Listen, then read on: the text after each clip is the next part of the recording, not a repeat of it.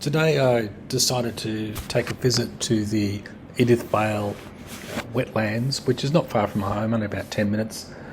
But just to show you here in Australia where it is on Google Earth, and just to tell you a bit about it, Edithvale Seaford Wetland is the largest natural wetland of its type in Port Phillip and Western Port basins. It is all that remains of the Carrum Swamp, which was once covered more than 4,000 hectares from Mordialloc in the north to Frankston in the south. This is the education centre, which was closed. So I moved a bit further up the road to the observation box